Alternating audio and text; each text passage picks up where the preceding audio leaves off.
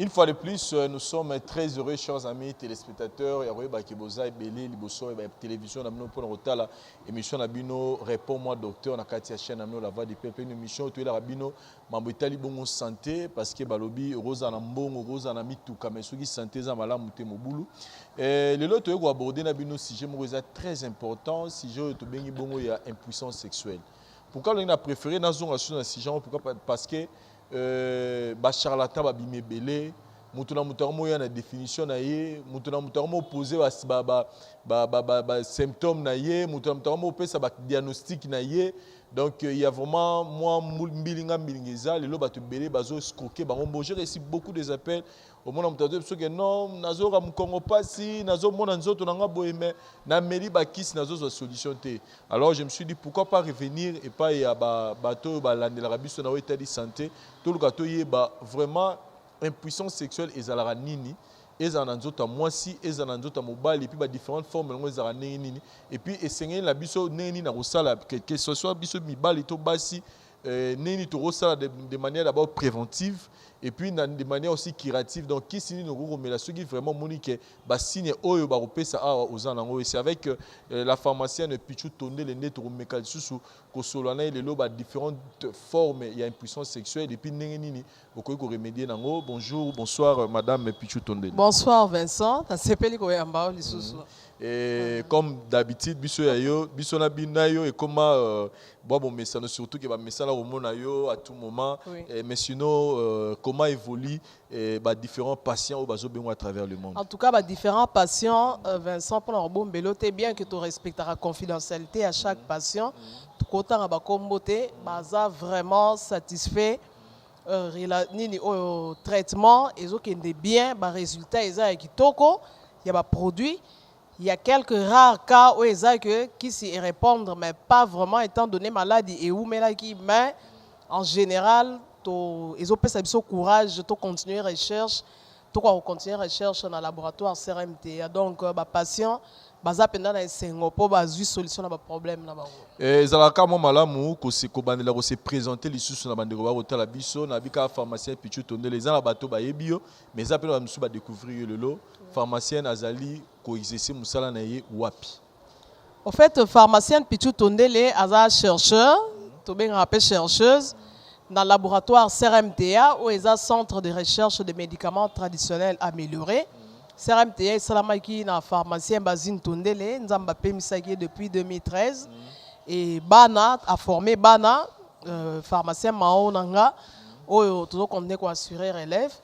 Donc CRMTA est un service nabino à travers pharmacien nabino. Et là, je souligne qu'il y a différents produits au bande de belé baza baza libanda reconnaître le rôle la méamycine parmi les produits phares depuis kala méamycine yango eza kiso et sunga rappel continuer au sunga biso mingi so dans la levire mingi atana mukolo tono moi no mona banti batrien ba blore ne o mutazo ami besoin déranger en tout cas ils ont vraiment makasi pour na sunga et puis to zape na médicaments moko ya makasi contre malaria Sensifox lelo même on a découvert qu'ils ont traité même coronavirus donc na ba deko yo bazana bandeko bazana problème nango toza yo morongo o melango de façon que au prévenir pe yango en tout cas ko contacter bango et puis il y a différents produits oyo ezana kati awa ya et puis tobo sanité diazostimine mais pour la diazostimine on linga d'abord tozonga et pas madame Pichu poto megape ko solana ye lelo bandeko belé ba bunginzela bandeko belé bazoyi ba susute ba vraie définition il y a maladie ba problème to bengi ba impuissance sexuelle en général ezala côté moi c'est à côté mobile to benga impuissance sexuelle ezali nini. Impuissance sexuelle eza en fait ni numéro général parce que là bien eza impuissant ba forme eza belé na kotanga ndeti dysfonctionnement érectile par exemple et pas mibali na bandi na pas mibali po basi pe bazala na impuissance sexuelle na bango et pas mibali dysfonctionnement érectile c'est-à-dire mutu aza na capacité ya ko maintenir érection na air feti pendant longtemps au mona ndeko mobala télémi normal mais 2 minutes après et lembi na ngo trésor et lembi na ngo éjaculer tout le bas c'est ça on est impuissance sexuelle et dysfonctionnement érectile natangi éjaculation précoce dans le sens que fait bandi normal ti 2 minutes 3 minutes après ndeko silisi pendant que ndeko mwasi non silicité. C'est une forme d'impuissance sexuelle. Anaphrodisia, absence, il y a plaisir, il y a désir, il y a libido. Et ça forme d'impuissance sexuelle. Au moins, on a un couple, on vivre en couple, mais désir, on a raté. C'est une forme d'impuissance sexuelle. Totangi et pas basi frigidité. Frigidité, c'est-à-dire, moi, ça se trouver intérêt. Akwa ko sala feti ko sangana na partenaire na mobile na e eza une forme d'impuissance sexuelle totangi en éjaculation mutu mususu a tele makana normal makambuto le bien mais au finish et loko moko ezate eza une forme d'impuissance sexuelle eza ba différentes formes on atangi il faut se soigner parce que ils ont pas ça problème et belé na ba couple. Voilà pourquoi CRMTA ils ont sa télé pendant le traitement il y a ba maladie toke na ba cause autant il y a ba érection ba éjaculation précoce ba frigidité ba anorgasmie ba stérilité plutôt stérilité secondaire voilà wana eroya nango ils forment impuissance sexuelle oui ils forment impuissance sexuelle parce que mobile ceux qui a un problème de dysfonctionnement érectile si vous avez un problème, il y a éjaculation précoce par exemple.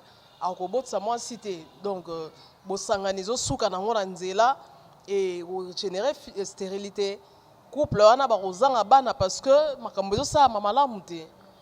Et to qu'est-ce qu'on a ba cause parce que les locaux yo et ils ont dérangé ba couple belé non le métro et ba nini penza et kozaka yango parce que le lob mutu na mutu on peut ça ba explication c'est lo et métro est-ce qu'on pas na yo mutu yebi penza yango malamu oko expliquer biso nini ils ont causé ba différentes formes d'éjaculation il y a puissance sexuelle ba cause eza ebelé Vincent cause ya liboso na ba étude auto sali na ba médecin sur terrain auto incriminé ezali hémorroïde. Hémorroïde, en tout cas sur 100 personnes, ont manifesté problème à niveau d'asthénie sexuelle, tout impuissance sexuelle. Hémorroïde, c'est vraiment premier élément où on a cité pour les dégâts. Wana. Pour les dégâts, on a hémorroïde, il y a dilatation anormale, il y a veine hémorroïdaire suite à une certaine pression. Tout ça, il y a une mission moins mingi, on définir en haut. Donc, hémorroïde, elles ont causé des dégâts et belé na point wana. Hémorroïdes, ceux qui ont soigné malamu té, ceux qui pris en charge dans eux et ça malamu té, ils ont pas ça problème d'éjaculation précoce, ils ont pas ça problème de dysfonctionnement érectile, ils ont conduit ce système trésor et conduit penda, ils ont le roi mwana muké, ils ont ça qui mutabo tate, wana za cause liboso, cause mi balé na ko tanga hypertension, anti-hypertenseur généralement. Et ça a effet contraire auto-recherche à Air, mon mbali a un fait qui a télémi normal, flux sanguin, on a un sale maga, na niveau ya ntoto na bango mibali, l'air mutazo zoba anti-hypertenseur, yango et ça a un effet contraire wana et mutazo bela hypertension généralement a un problème wana na niveau ya asthénie sexuelle, soit a un problème d'éjaculation précoce, to dysfonctionnement érectile le 2. Baka diabète P. Mingi bandeko bazobela diabète baza pe na problème wana et heureusement na CRMTA tozui la bango solution toko suka wana toko koma wana baka eza ebele ba cause mususu eza psychique hein ba stress ya vie soit ba longole musala to mwasi aboyi yo et affectera pe au moins et au causer mutu problème na niveau sexuel. Donc, la cause est multiple. Et la frigidité pas bassi, mingi, soit à un choc, mort à niveau libana et rendre frigide. Donc, la cause est pena et belé et cause impuissance sexuelle. On a quelques causes autres tangi, infection urinaire p, ceux qui montent ça infection urinaire à répétition et caso soignant malam et peut ça rappelle impuissance sexuelle. Soit au manifester éjaculation précoce, dysfonctionnement érectile et qu'on met là on ming na stérilité. Voilà pourquoi tu sais que soit dans infection ba détecter en à traiter en noki de peur que et causer les dégâts et belé dans vie. Voilà, merci beaucoup. Naolinga d'abord avant de continuer ma question nanga tout la nana nous peut réaction à Congolais, réaction à la population. Parce que on peut essayer explication mais yo mo nanga total na bandeko total niveau ya compréhension oyo bandeko bazana par rapport à maladie oyo il y a problème oyo impuissance sexuelle puis toujours un peu continuer mission na biso on se retrouve juste après merci. Okay.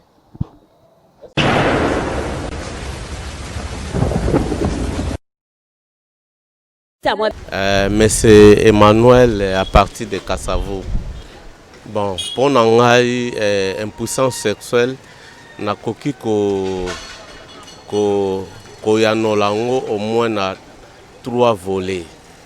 Impuissance sexuelle ezali mwana mobali azoko kasusu vraiment ko jouir vraiment na mwasi bienté. Donc peni na ye quoi eza ko telema vraiment ndenge sengeli et télématé. Donc c'est ça l'impuissance sexuelle. Alors impuissance sexuelle et sengaka wana eza premier volet et impuissance sexuelle et memaka mutuke abotate.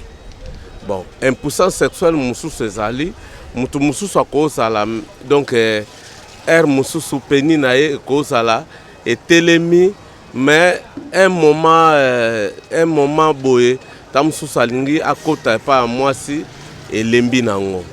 Donc aza na impuissance sexuelle. Donc babilo ko wana nyonso tout esengaka fo o kende pa sexologue pour ba tala ba salo examen bongo ba soigner yo ba ebande nini et komeli wana ba impuissance sexuelle wana. Bon, ben impuissance sexuelle mususu ezali ba mususu ezali ba mususu pe babotama bongo eza maladie moko héréditaire ya famille. Donc babotama bongo ke bazali ba 1% famille na bango mais mususu ezaka causé na ba microbe. Ba microbe eza mal soigné ozo soigner ngote. Alors microbe wana tango ezo continuer ezo humela alors que ko bebisa tamususu ba organe na yo nde ke pesi nini impuissance sexuelle.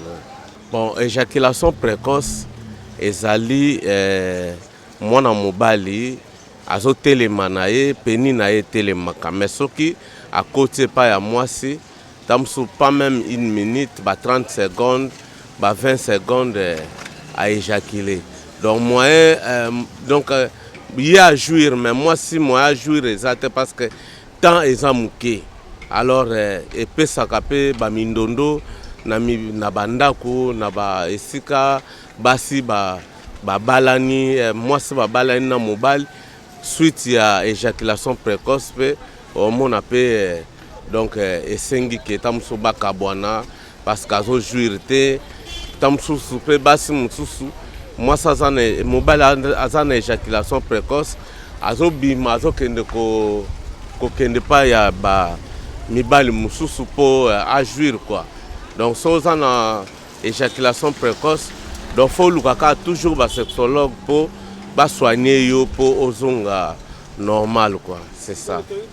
Éjaculation précoce pe mususu ezaka causer kaka toujours na ba infection. Mususu pe alaka bato mususu excès pe ya rapport sexuel. Donc asa mutu moko donc par jour au moins azo akoki ko soka lali mwasité a komona neti ya bienté biloko moko bongo donc omona esali et pessis ko ba éjaculation précoce wana.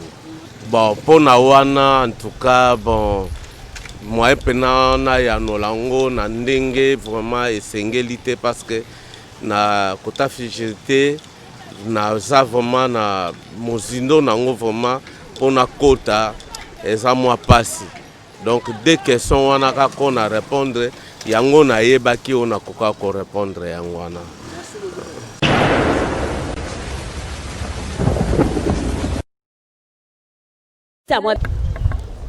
En puissance sexuelle selon compréhension nangai eza incapacité oyo mobali ya kozala nango vis-à-vis na conjoint na ye. Incapacité wana ya kopesa ye le meilleur sur le plan du rapport sexuel, donc incapacité, on est au bengi, impuissance sexuelle. Bon, impuissance sexuelle, on a dit à cause de belé, à cause de belé, parmi lesquels tout le monde a alimentation à mabé, surtout pour les africains, alimentation à mabé makasi. Le régime alimentaire na biso za penza respecter te to respecter penza ba conditions te o sengeli selon zoto mutu abilo to zolia et puis ba réalité musu za ba misala to sala makasi ko fanda pe trop donc ba cause za tellement ébélé mais na onga na ebi surtout qu'équilibrer régime alimentaire. Éjaculation précoce, c'est ça parmi retomber à conséquence à impuissance sexuelle. Tant que tu as une impuissance sexuelle, parmi les causes, il y a produit éjaculation précoce.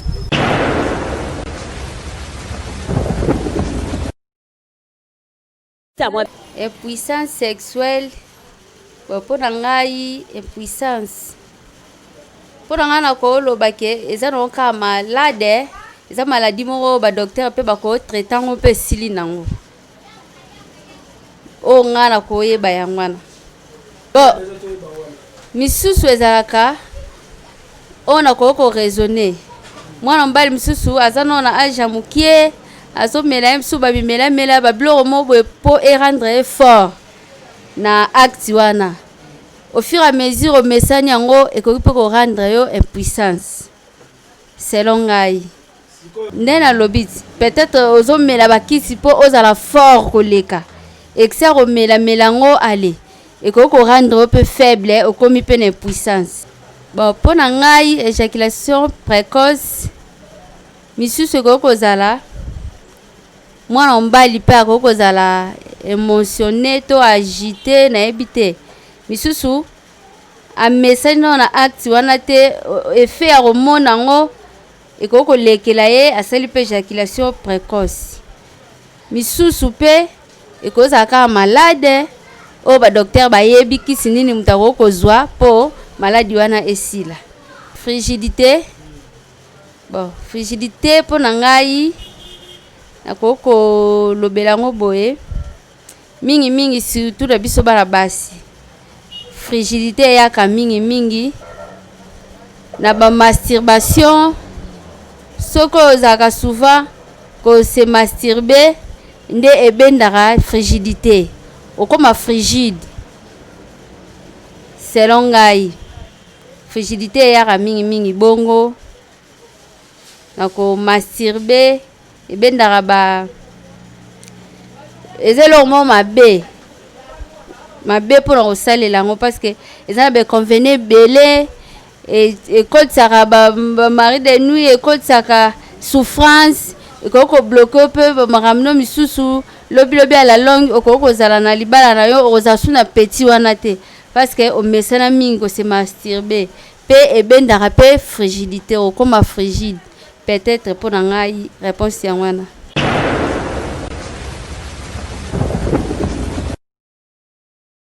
L'éjaculation précoce pour Dangai, ça vient chez les gars, chez les hommes quoi. Chez Banami Bali, éjaculation précoce, ils allient maladie quelque part ils zappent et le quoi arrivaka. Et arrivera comment? Et ça, moi dans mon bali ce qui a mentionné, n'attend où il y a rapport sexuel et quoi arriver peut que à kanisaka trop, n'attend où il me passer rapport sexuel dans moi si. Ce que nous passé rapport sexuel dans moi aussi, attaque ma canisi tellement ébélé. Monsieur c'est ça qui a comment raisonner déjà nan goût à saler le quoi zuluka à salaté, il va penser n'est comme déjà loin. Et n'attend wana à quoi arriver pour ça la sentiment dans moi aussi, il y a wana et ben d'arabiso éjaculation précoce. Monsieur c'est ça moi na mobalo a masturbaka trop. asantelaka basentiment ye moko akokoma mpe na temps wana ya kokoma na éjaculation précoce devant mwasi akobanda kokoka te. E misusu eza eyaka na hémorroïde. Hémorroïde eza maladie déjà ntango ozobela yango ozozwa basoin te okomona okokoma na temps ya éjaculation précoce. Po nzela ya nus place tosalaka salite na biso ekomaka ovale efongwamaka. Et na temps wana nde ba éjaculation précoce ya arrivaka. Yango wana nde babengi éjaculation précoce. Impuissance sexuelle là ezali impuissance sexuelle pour ngai selon conception selon nga ba idée na ngai ezali eloko mingi ezala pa bana mibali kaka. Ezala pa bana mibali impuissance sexuelle eza eloko oyo ba traitaka yango ezali déjà maladie. Ezali maladie ezwaka pe soin ba traitaka yango pe esilaka nango. Pourquoi? Parce que impuissance sexuelle ezali mwana mobali oyo akokaka ko passer rapport sexuel te na mwana mwasi oyo akokaka ba temps wana te. Yango wana tobenga bango impuissance sexuelle. Impuissance sexuelle eza moto azokoka te ko passer rapport na chérie 2 minutes 3 minutes oyoka bu akoyi na ye. Sikoyo e arrivaka pe kaka na hémorroïde na ba raisonnement na kotia ba makanisi belé na motu. Yango wana nde impuissance sexuelle eyaka. Mais ezali loko oyo ba docteur bazali ba traitaka yango balandelaka yango eza soin so juste soin nango moralement physiquement comme ça et puis c'est passera nango elekaka nango. Frigidité là arrivaka chez eza pas pour na bana basi frigidité yaka pas na bana basi mo frigidité ceux muté de ça là bien na okanisa na bon frigidité ezali ba filles ba se masturbaka basalaka ba sentiment bango moko. Et la frigidité eyaka nde na temps wana tango bazoko se masturber babendaka ba sentiment bango moko donc tu bakomaka na ba arrière pensée tango déjà azaye moko boye akoki kozana mwana mobali te mais okomona donc ba sentiment wana ekoma ko arriver ki neti asalaka ngo yemo. Je sais pas nga parler selon nga okomona akobanda kobenda ba sentiment wana ye moko et ba sentiment tango koma obenda ngo ye moko et okomona eyalaka na ba cause kozaka na ba cause kozaka et kozaka ba makambo ebele frigidité déjà ça ebenda ka ba femme de ba mari de nuit pardon et okoma déjà devant mibali boye obanda ko supporter te donc okoma un peu faible okoma na makambo moko boye oyo sengaka te vraiment mwana mwasi azala nango là je ne sais pas.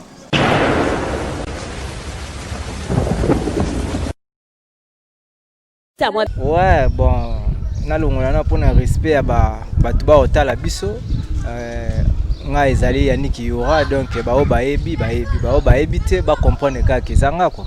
Impuissance sexuelle ndeko donc ezali so tobi to expliquer yango na lingala na mokuse elingi kolobaka no mobali oyo aza incapable ya kobota donc oyo azali incapable ya kobota oyo azali incapable ya kosepelisa mwasi donc na mokuse quoi. Donc c'est un peu ça. Bon biso na biso mibali toza na difficulté ya oyeba yango mais mingi masolo wana eza bato baza na vie de couple nde bayeba na ko découvrir que non mwasi na ngaza azobota te to mobali na ngaza impuissant to aza na faiblesse sexuelle.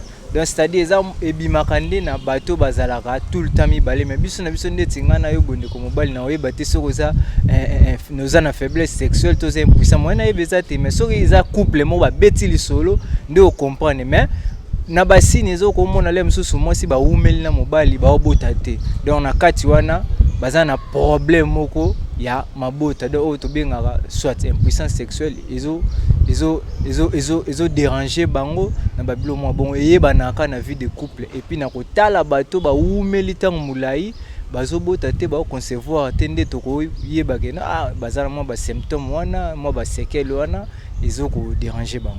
Impuissance sexuelle eza causée na badi ebele mususu eza ndengele mususu ekutameli yo ndenge obotami ti okoli mususu pe ezali causé bandeko mibali balingi bitiatia na bo jeunesse vous comprenez donc amesanaka na babiloko kopakola ya kopetika ndenge tolobaka donc kopetika po asepelisa mwa ndeko moko boye na mwa ta moko boye siko lere yo kokoma komi siko na mwasi na ye na ndako makasi wana eza lisusu te ameki po ebebisaka donc c'est-à-dire bitiatia eleki ezaka mpe parmi bacause ya biloko wana mosusu mpe ezali ya bamvutima mpe ezali mosusu mpe eza donc osalila mwasi moko mabe mwasi wana lakeli yo eza donc ezaka bamvutima eza bandenge ebele mosusu mpe ezaka wana nzambe mpe asali yo bongo orobota te mais oza na yo na mobali na yo eza nango bien mais nzambe apesi yo nde kaka obota te donc c'est-à-dire autant mpe ozotuna baquestion na faiblesse sexuelle na yeba te faiblesse sexuelle mosusu ezali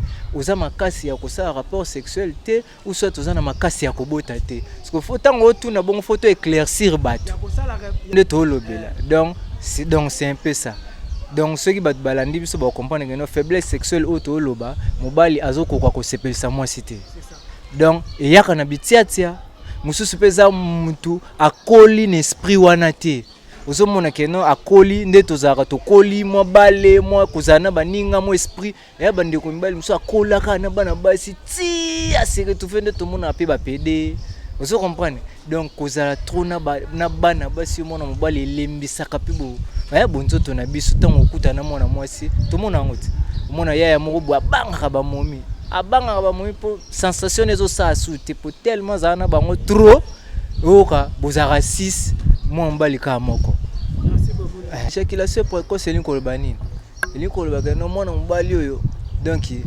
aza na azobwaka vite fait donc c'est-à-dire ye soki amoni ka apparence donc nde tolobaka verser ozo comprendre donc yango wana babengaka excitation donc soki kaka akomi excité pas mbala moko asandi nde tolobaka na lingala donc eza babiloko mutu aza na maîtrise na yango te yango tobengaka éjaculation précoce donc ayeka mbamo na kutu bobandi te déjà asandi yango tobenga yango éjaculation précoce donc ozo éjaculer na moment oyo esengeli te na temps oyo ebongi nango te donc yo tali noka TV au verset ezalaka cause misusu eza cause par omoni bana mibali oyo alukaka mona mena na mona te siko azwa pe occasion na te siko azo occasion mingi na kotala ba filme ba photo ba nini siko oyo etikala ye na mutu sadi so atalika photo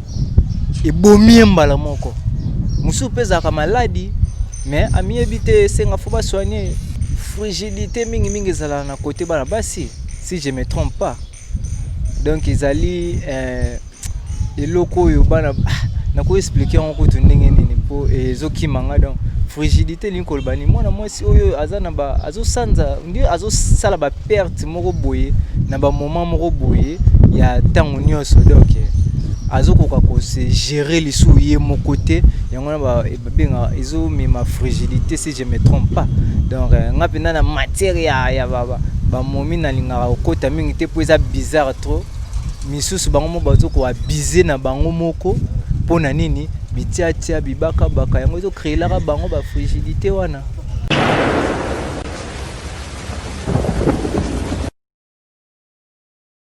Voilà, chers amis téléspectateurs, je pense que tout la réaction, il y a population. Tu retrouves que ça la bande comme sous basant la connaissance tango tu retrouves pe bande sous basant la connaissance tango te mais là ba détail sous pharmacien na moni bande ko ba lobby na lingi vraiment na mekape ko zo ngopé na ngam na yo par rapport il y a ba cause parce que nazaki na on a ba cause mais na moni que bande sous ba soulever pe ba cause sous o na linga vraiment au peut sabiso détail il y a liboso na ngana tout na question ndenge papa mora lobby est-ce que impuissance sexuelle de cause à la paix inné, c'est-à-dire que botami nango et ou souhaite tout le beza héréditaire, c'est-à-dire que famille na bango ne se bat mi bal bazana premier bien puissant. Non, impuissance sexuelle est héréditaire té. Et ya kakoya suite à cause moko parmi ba cause totangi na ba cause mususu on a bosana ki pona na ba kisa consommation excessive donc mutazo consommer alcool na ndenge ya excès et ça la que mutu akoka ko produire sur ba sérotonine te hormone o ezara responsable ya libido omoni mutu amelaka alcool trop, amelaka masanga ya excès, 2 3 bouteilles 4 bouteilles là comme na 4 5 6 mutu wana a produisera moins de sérotonine. Et sérotonine c'est une hormone et produisera et permettra mutu a quoi cause na libido, sur les produit moins, c'est clair. Donc pour ça na et aux a disouté et aux a été. Mais si ko to ka ba mususu mingi to ka ba lo baruti ke yepo ayoka pour ça na pena femme na masanga. Effectivement, alcool dans un premier temps et activer yo. Dans le bien sûr est commis en excès, né en comme B et puis c'est quoi effet rebond effet moko inverse. Comme sous super à drogue, tout ça a consommé drogue et bien sûr il y a un monde euphorie wana ils ont un état moko boy mais en fait et cause ba problème impuissance sexuelle na batu otolandi bandeko otolandi va intervenir problème ya masturbation pe muto azo se satisfaire na ye moko a retrouver sous intérêt à quoi ko luka partenaire mususu po a quoi ko satisfaire parce que azo mi ko kisaye moko et ça mabe et ça peut cause oui et ça cause il y a puissance sexuelle parce que on se retrouver devant partenaire na ye moko mi sepelisaka tina nini susu akende ko luka mutu mususu donc et ça cause moko ya puissance sexuelle et ça na problème moko lelo à cause il y a lobela makamango d'une manière en désordre parce que le comment médecin nyo so robima la télévision et dans les réseaux sociaux dans la télévision total en éclair au monde a impuissance sexuelle il y a impuissance sexuelle et lelo sur 100% ba garçons na roloba de 18 peut-être à 45 ans de to cheka de 18 ici likolo et comme là bango moi passi au monde que alinga sangana na molonga ni que ça soit fiancé copine to épouse sans que akeni naturellement il faut qu'à local surtout le romo bazo tika mikona ki chasse ba bengo mutu rouge donc c'est-à-dire que pour abimana moisi azomona que sera meli yango te a vraiment à quoi assurer te na mbeto. Qu'est-ce que vous dites par rapport à ça parce que lelo tellement maramo comme trop de baba ba bon nga pena na zo manande ko moisi en tout cas faut nazala au point. À force de impuissance sexuelle, c'est là que les en tout cas sera mêlé en tout cas à ça les logotés. Qu'est-ce que vous dites de ça? Au monde dans l'ensemble des stimulants sexuels. Qu'est-ce que vous dites de ça? Et qu'on peut plus tard causer et l'euro bazokima. En tant que scientifique, ceux qui sont jeunes, voilà pourquoi Tozu Baka est belé. Jeune, à 17 ans, 19 ans, bateau babali sika. 29 ans, 30 ans, ils sont impuissants. Ils ont justement utilisation de façon il y a des ordres. Parce que éviter, qui se sur le marché, diazostimule par exemple, il y a un traitement. Ils ont obligé chaque fois aux oies. Ils ont traitement. Mais mutu azomela ameli mutu rouge wana. Azu nzete wale, azu poudre wache, azu ninache. Et puis, ce effet, pique matiti, na fin de compte, et qui t'arrête. Au moins, on commis pas inerte, au baby pe vie na bimba, et commis problème pour ba bongisa qui mobile na yo. Donc, biyoka yokawana, bien sûr, radio trottoir, et za makasi, na mboka na biso, mais na kosenga na ba jeune, na kosenga na ba ndeko na biso mibali, ba se méfier na kosala de n'importe quoi.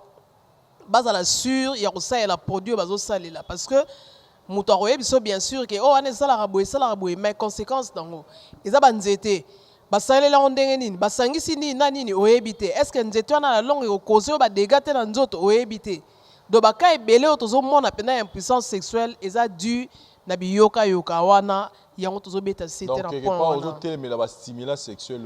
en tout cas en général en général na conseiller bande ko mibali ba se ressaisir parce que na auto yoka lisusu kombo na onde ekimingai poudre mo bazo na tuyau d'échappement eza CO ngana za pharmacienne donc eza monoxyde ya carbone tuyau d'échappement ya mutuka na sima wana oui okoro lexa micro baladeur surtout dans le garage donc mutuka soke ye bazo gratter poudre ngo kombo na onde kiminga oko se renseigner nazaki scandalisé c'est poudre bazo gratter wana c'est toxique ba gaz ya échappement à véhicule eza très toxique Vincent bato bazo melango po azala la force na niveau ya kimobali na ye et puis ezotia bango dring moko ya tokoka koexplike yango te. RDC eza vraiment spécial. Nazaki scandalisé naye comprendre na taux d'échappement eza CO. C'est un gaz très toxique. Oh, bazomela yango. Bazomela yango. Tambusa miko na yo oroyoka. Sikoyo lelo c'est vrai que maman pharmacienne au ici bandeko mibali batika ko utiliser ba stimulant sexuel pour assurer la mambetu en désordre. Lelo sikoyo quelle est la solution parce que soko ici batu il faut même la batu solution.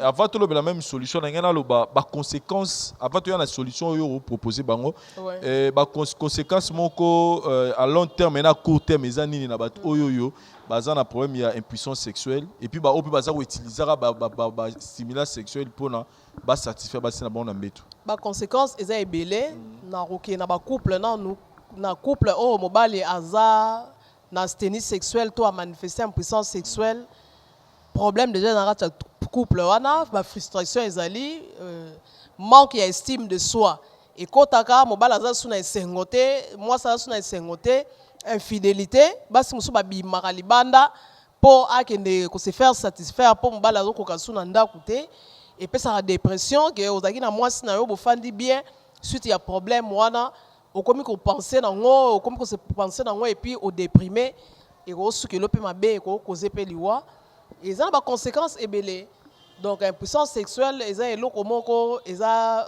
très très très crucial. Voilà pourquoi le laboratoire CRMTA a landelango pour to restaurer ba couple ezaki brisé likola likambo wana to ko restaurer ba jeunes au babali na nte au basaleli ba produit de manière abusive ya ba stimulant wana yango tozobeta sete donc impuissance sexuelle eza ba conséquences moko ya mabe penza makasi. Différence ni ezali entre dysfonctionnement érectile na pan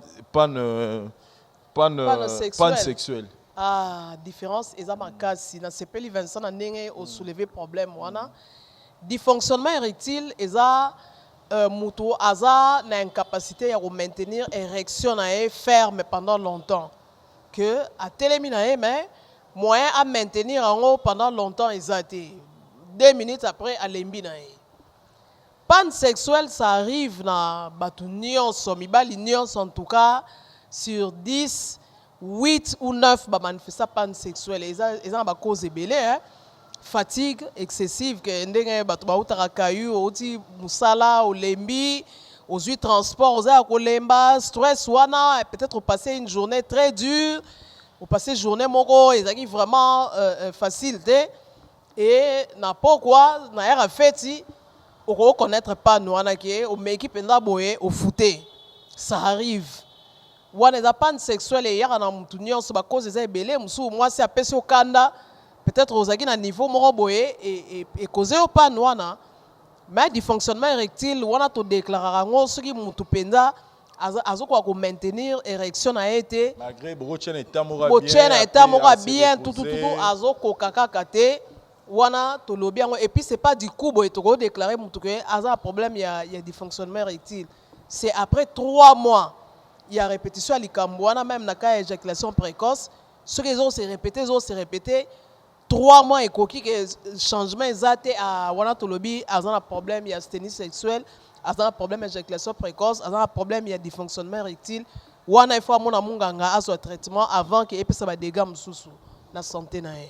Sikoyo nangala tuna question moko douleur na mukongo. Oui. Ezaka mamoko ezaka so mutayoka pour lelo tokoma au moins la moto d'autant nzela na mulangi na yemoko bote na c'est pas mère na mère moko boyawa ato sala ngamba kisa boko po mugolo mukongo zo déranger hémorroïde des olianga donc douleur non sobiso mibale toka na mukongo ezaka hémorroïde non douleur nyonso Vincent na mukongo eza hémorroïde kate infection urinaire et ko cause douleur pe na niveau mukongo na bas ventre pe mukongo ro ka penda ke mukongo e katani rhumatisme et puis ça va douleur dans mon Congo. Au gros ça fait que au travailler pendant longtemps, aux agi il y a au téléma pendant longtemps. Ils ont un hémorroïde de mais cause nin.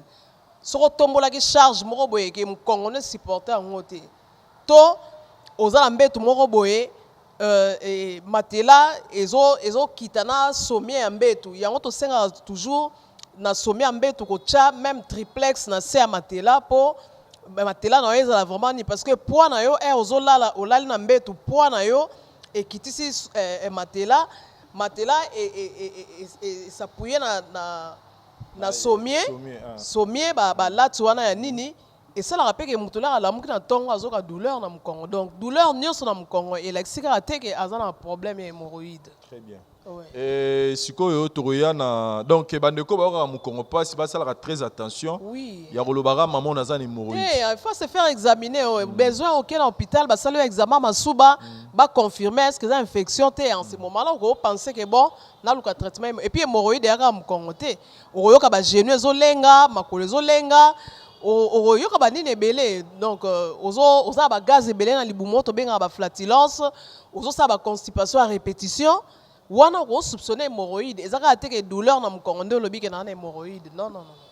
Sikoyo na o etali sikoyo mambo etali traitement parce que lelo oui to pesi ba cause to pesi ba complication tout ça bani mais sikoyo pekisi bato ba mela susu biloko wana te ba mela te sikoyo ba osa nini pour que bazala sur na bango mole ba kenda na fête. Bon, pour la bandeko oyo basi bakweyisami na problème d'impuissance sexuelle, CRMTA a à disposition na bango Zingenalis, produit na biso eza anti-hémorroïdaire, sipona comprimé, Zingenalis sipona comprimé, et puis ils ont traité hémorroïde interne et externe, et puis ils ont boosté na côté sexuel, toujours sanction na diazostimule. En tout cas, combinaison ya Zingenalis na diazostimule selon le cas, ce qui ndekwa bengi biso. Tout ça, les consultations à téléphone, tu as prescrit combien de boîtes sera l'année traitement bien à zongi na mobile et à zongi normal. Donc Zingenalis, diazostimule, formule oyoyo. Oui. Et ça pour un bateau, quoi ça mis déjà la première puissance sexuelle. Oui, ndeko nyonso ezaka. Autant que les a différentes formes de puissance sexuelle. Oui. C'est qu'on a différentes formes, maintenant nous sommes autres traitements na featuring on a le pas différentes formes, les autres traitements na featuring oyo. Vraiment, ils ont l'éjaculation précoce, ils ont la frigidité, ils ont l'absence de libido, anaphrodisia, azospermie. Azospermie, et autres traitements quand on a featuring Zingenalis na diazostimule, to katara zingi na diazo. OK. Oui. C'est quoi on a bateau bon il s'est dit na cadre gars entretien. Oui. À quoi utiliser Oui, na cadre entretien on peut utiliser parce que le même cause produisent les mêmes effets. Moni mutu soki à travers kaka debout air nyonso amelarama ite alera fruité alera ndunda te arobela ka ba hémorroïde. Voilà pourquoi dans le cadre d'entretien, à cause de Zingenalis Sipo, na diazostimule, dans le cadre d'entretien, tu peux avoir 3 boîtes ou 4 boîtes dans le bis selon le cas, et puis tu peux aussi dans diazostimule selon le cas. Tu as un détail dans le sens que tu as dit que negomi ba hôtel abiso ebi que sora nga qui na acte sexuel de ba sala ka recours ya ba stimulant de to tangi ba mutu rouge et autres. Maintenant ce qu'on prend la diazostimule na Zingenalis ndeko kusala lango soka nga ngende fête to akusala lango ata na moment wazane na besoin ça la fête te yango eza traitement diazostimule eza vraiment traitement ndeko oyo a manifesté asthénie sexuelle akolanda traitement na ye na Zingenalis na diazostimule soki traitement na ye sili soki système ekondaki asangisi na borex ezosunga pe bandeko baza na problème ya éjaculation précoce parce que à part kopesa dimension na volume ya bien ezo maintenir mutu na érection pe pendant longtemps na ba plante to utiliser borex donc le 3 nini soki alandi traitement na ye normal arzasu na besoin nango te que chaque fois aza condamné ya kosalela yango c'est différent na ba produit mususu. C'est très différent. Je pense que le numéro de pharmacien est affiché au bas de l'écran. Donc, pour plus de détails, n'hésitez pas à vous contacter pour nous solution. Nous tous, nous savons que le en général, toujours utilisé comme stimulant.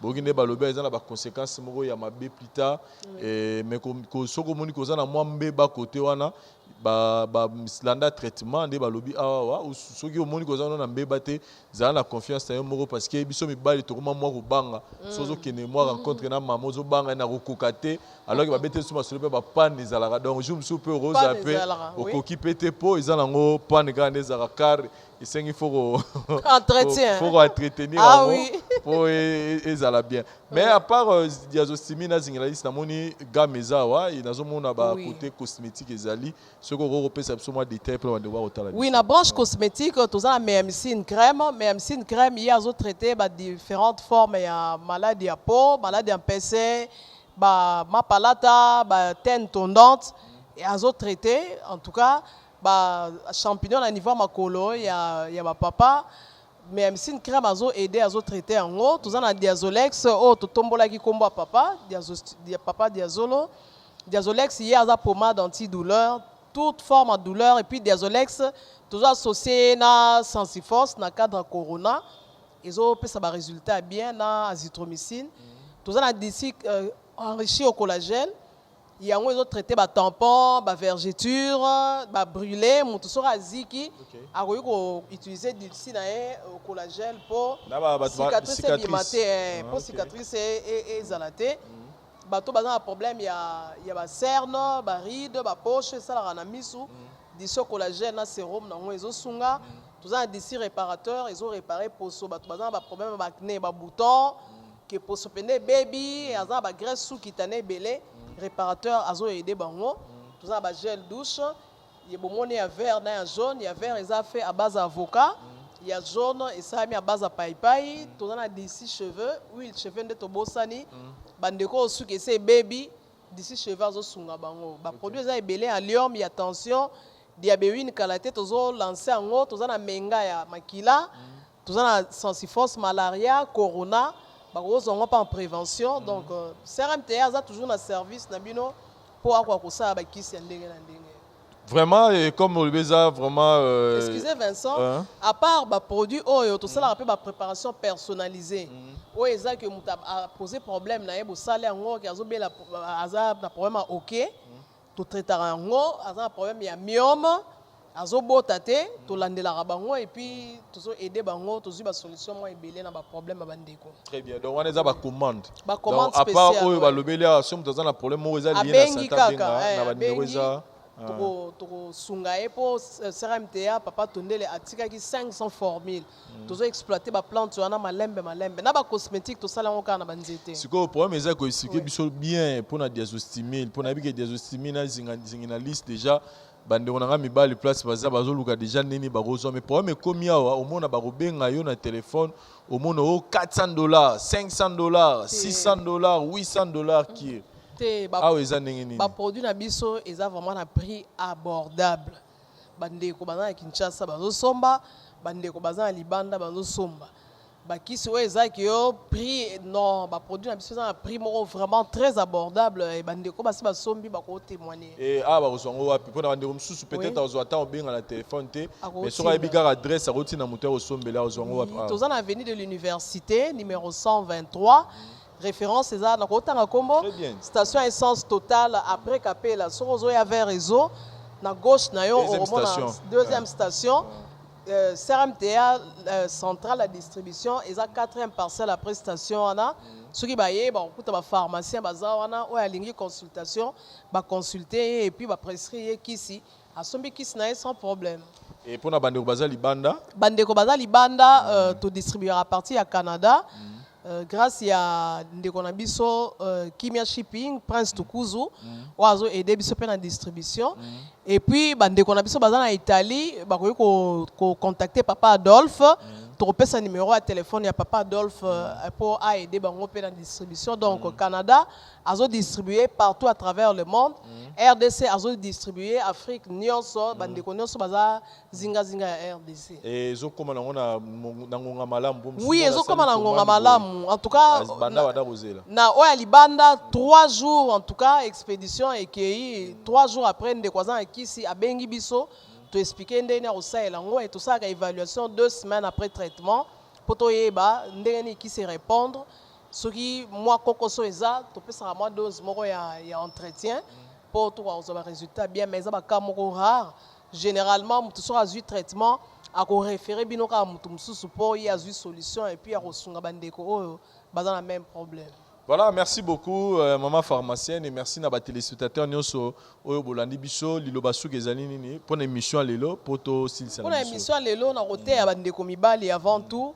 Bati kabimela mela, bati kabimela mela, nzete boyeni ni boyeni ni boye, mutu rouge wana bati ka parce que bakoye ba conséquences o rememela bango ta la longue, au risquer aux ala vraiment amorti que balobi mutuka wana monteur penza et baby c'est foutu moyen ko sa révision ezali souté bati kabimela mela ba se confier na ba professionnel ya santé pour ba préserver santé na bango et puis ba couple ezala bien. CRMTA a aidé bino to ko restaurer ba couple oyo et lingaki ebe bateau oyo ezaki brisé to restaurant grâce à traitement ya bateau bazan na problème d'impuissance sexuelle soit éjaculation précoce, dysfonctionnement érectile, en éjaculation, absence à libido, frigidité pas bassi.